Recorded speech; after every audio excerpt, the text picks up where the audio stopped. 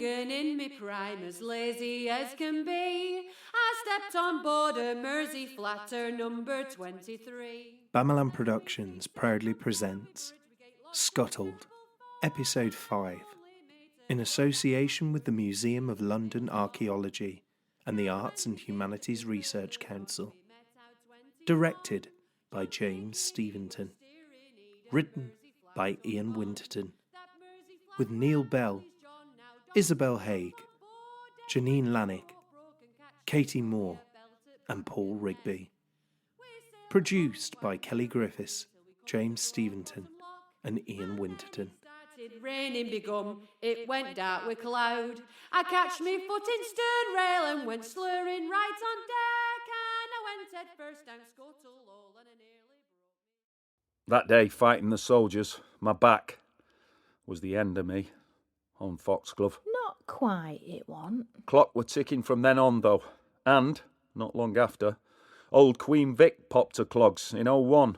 You, my lovely, my bricky girl, you followed her, taken by another bastard winter. I died happy. And my own lungs, my bloody back, my grief for thee. I'd have died if I'd have stayed on Foxglove. Was content with that, truth be told, but our Paul, of course, he wouldn't have that. What son could? Aye, he did right by me, much as I complained about it. And so, that second year of the 20th century, I found myself living in a bloody house. Small place in a row near the basin in Rochdale. They're not too bad, being near the canal. Bad enough, though. Rent paid for by the family. No charity off the church needed for us, no. It's all right, I suppose. But I miss the boats, the canal, the work. And I miss you most of all. I'm with you. I know, love, I know. I spend most of my time in the garden, tending to me vegetable patch, nattering away to thee in me head. And not always in your head. Who knew you had green fingers? And it's good to still be providing regular veg for the family on boat. First few years, I take it down to the basin. But then, without me noticing, it's the family what comes to me. My legs, my back. I'm ready for the knacker's yard. Not yet, you went. And one time they come all jabbering, excited. And our Paul, he has a paper in his hand, a newspaper. That's the first, I tell you. And I know, before our Paul says it out loud, we're at war, Dad. With Germany. Who else it be? I keep up with events, you know. I can't be doing with a noise. And them all excited. Blessed fools. So, I lift me sen up from my armchair, going to head outside, and that's when John comes over. He's 27 by then, but to me, still a gentle little lad who loved his horse. And that's how the world sees him and all, girls especially. They like him, but never like that. Lads can be too gentle. Don't talk soft. Hey, Grandad. Let me help you. Summer. August, wasn't it? Beautiful day. Breeze has cleared out the smog and the sky overhead is brilliant blue. I don't want to listen to the talk. All how Germany's going to wish they'd never started it and now the boys will send them packing. And I concentrate on pulling up carrots, shaking the soil free, placing them in the basket, John helping. He doesn't want to think about the war neither. They won't send you, you know. I ain't married, got no children, and I ain't that old. What I mean is, they won't send you because you work the canals. There won't be no war without you doing your job. I'm going to join up. Thinking about it, any road. Doing my duty for the country, like. Your duty is here. Coal, guns, ammunition, supplies, all sorts. Canals will be vital, just as now. Railways can't do everything quite yet. Suppose.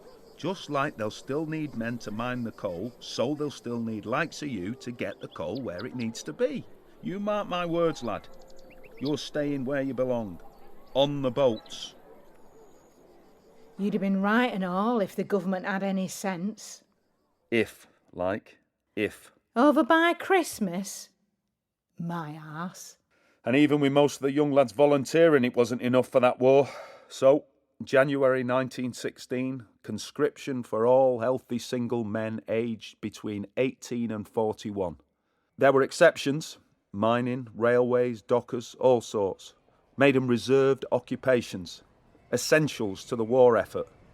But canals, as ever, overlooked. And soon after, along with most of the men on the canals, our John got his papers.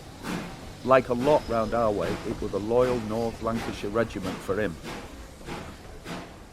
He was a brave lad, chest swelling with pride as we saw him off at the station. But he was built for boats, not war. And I knew, if he made it back, he wouldn't be the same.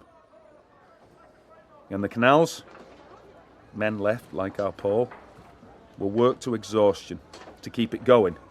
But it were too much, and, wouldn't you know it, government suddenly copped on that they did need canals shifting coal and all the rest.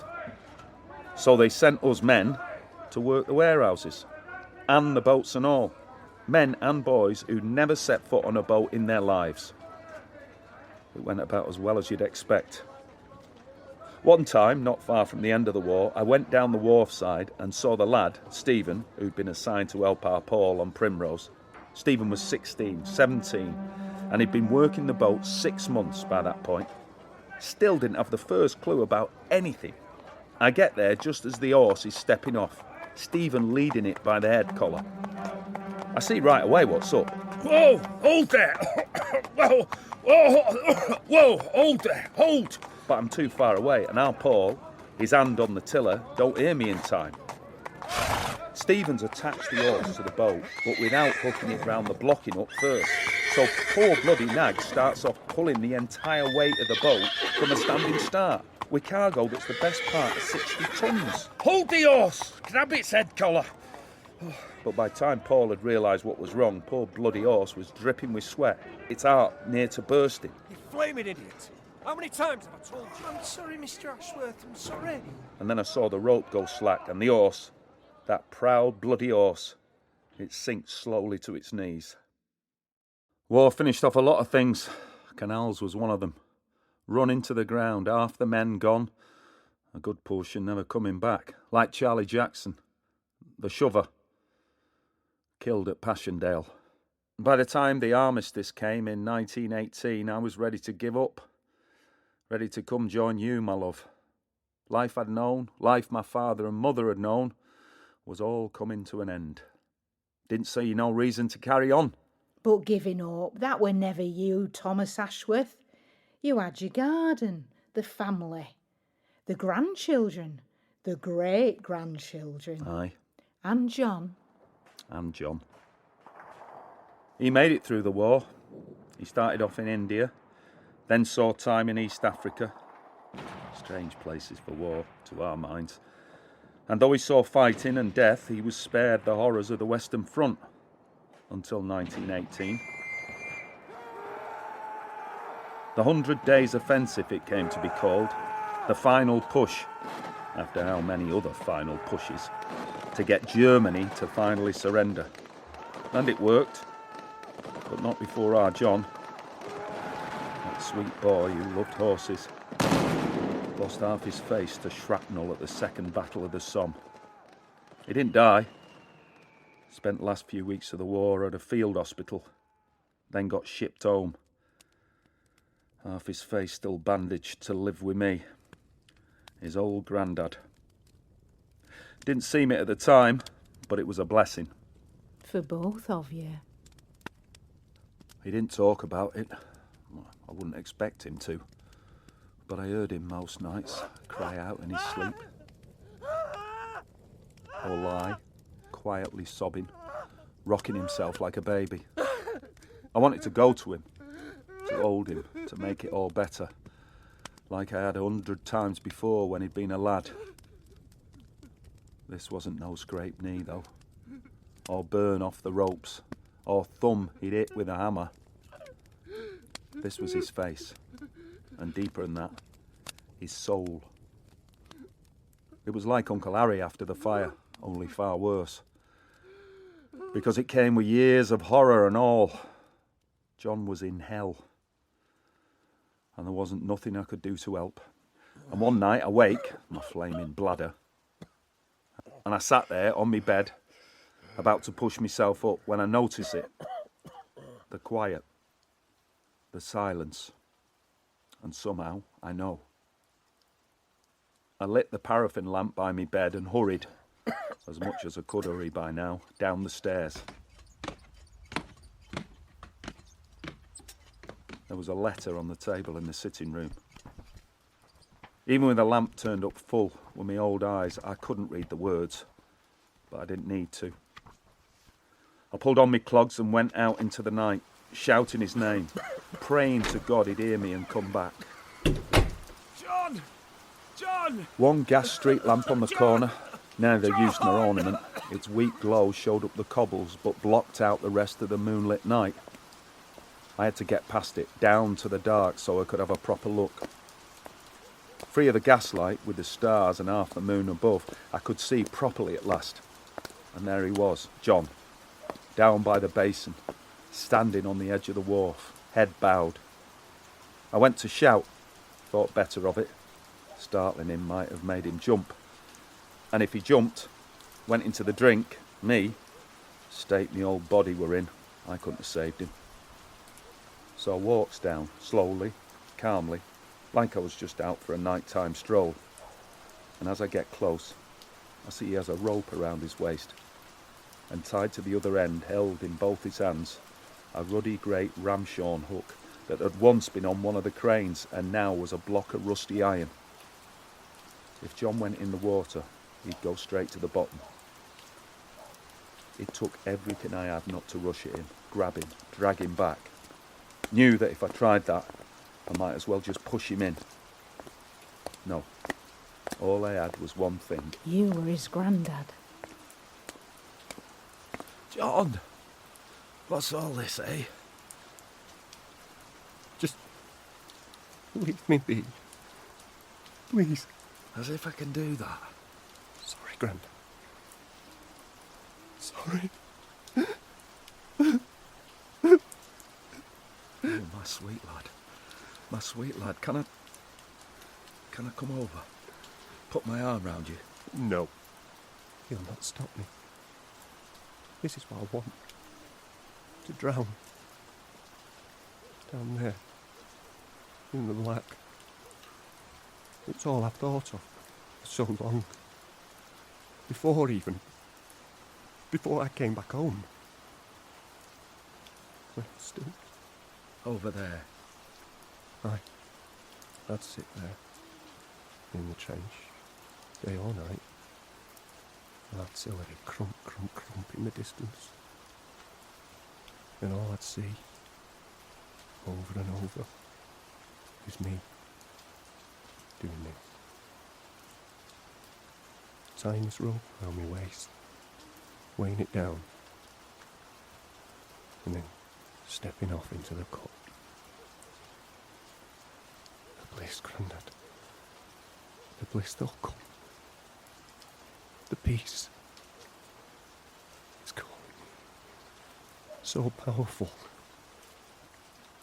It's like love. But it ain't love, John. It ain't. Love? That's your mum, your dad, me, and your Nana Liza. Nana Liza. Miss her. We all do. Think of her, John. Picture her. Can you see her face? Aye. Is she smiling? She is. Right at me. You're walking Bella. Pulling foxglove along. It's sunny. There's bees buzzing round some wild flowers. And Nana Liza's on the boat. Smiling at me. She didn't do that for just anyone, you know. No. Leading your horse along, your Bella, my young Billy. That, John, that's what you come from. That's your soul. That's you. Not that place they sent you. And not this neither. I walked up to him, slowly, laid my hand on his shoulder, then wrapped my other arm around him and, gentle-like, I pulled him back from the edge. Put the hook down, John. Untie the rope. He placed the hook down. He untied the rope. come to your Grandad. And he came to me. And I held him tight. Oh, Grandad. Grandad. There it is, if you need one. A reason for the law to have spared you. It was for our John. Grandad! Oi, Grandad! John! John, me lad. How goes it? No complaints? Considering? Sad day. Aye. Our John. Alive because of you. Half his face still a mess, aye, but those as know him, love him, don't pay it no mind. His family. His kids. Hey, who's this then? Come to your dad. Come here, you. Timmy, say hello to your great-granddad Thomas. Hello. Hello, young Timmy. Not seen you since you were a babe in arms. Can still pinch them cheeks, mind. All right, son. Dad. All right, Dad. Son. They're ready for us. For you, Dad. The boats. And there she is, Foxglove. Boat of my birth, of me dad's birth, of me brother Harry, and so many others in her little clan. Moored up beside her sister, Primrose. I could weep at the state of them. And I forced myself to think back, to see them as they were, brightly painted, objects not just of work, but of joy, of family. It helps, a little, to cope with what comes next. Here you go, Dad. Paul hands me a pickaxe. I hold it in my hands, feel the weight of it. Would have been knout not so long ago, but now takes all my strength just to hold it. You don't have to do this, Dad. I'm damned if I'm going to leave this to anyone else. Over on other jetty, our John's standing by Primrose, pickaxe in his hand and all. After 3, eh, Grandad? Aye. 1, Foxglove, walking its boards, my earliest memories. 2, Laughing with Mam, with Dad, but now 3. we go at the hulls. Smash them boats apart at the waterline. Don't take much, rotten as the wood's got. Decades since it last had a slather of fresh tar off Betty. I stop, see the brackish water start flooding into the wound in the side of that proud old boat. And we stand there and watch as them scuttled boats sink, water rising up to claim them. All the kids watch with us and all, quiet now, like they know what's passing from this world. Maybe the kids sense that their lives, they won't be bad, but they'll be different to what came before. Houses, schools, factories. They'll never know What it's like to live and play and work on a boat, to live amongst the countryside, to call these knitted waterways home. They'll never be taught by their daddy to lead a horse. And they'll never know how it feels to be age 7 and already know. You're exactly where you're supposed to be. Lazy as can be, I stepped on board a Mersey flatter number 23. As we set sail from Salmon Bridge, we get lost in a terrible fog, and the only mate aboard that flat was Dookie. You have been listening to Scuttled, Episode 5, directed by James Steventon, starring Christopher Eccleston, Joyce Branagh, Becky Kershaw, Kimberley Cochrane, Jonathan Carley, Adam Grayson, Stephen Hillman, Annie Connell-Welsh and James Steventon. Featuring Isabella Arrowsmith, Bailey Cockroft, Katie Rowan, Elliot Winterton, and the little voices of St Edward's Primary School, Rochdale. Title music by Jennifer Reid, with archaeological consultancy from Kelly Griffiths, based on archaeological excavations in Rochdale, England. I wish I'd never gone boating for me living for to see. Soon after that, with an awful shock, he met another ship. And that were old Tom Rosery, we're on a Sunday school trip. He shouted out, "Howdy, you clown!" I forgot to name it out. How we met staying up in the middle of a cup bag on many at a clout. We ended up in a bowling pawn shop and a crew went to Walton Jail.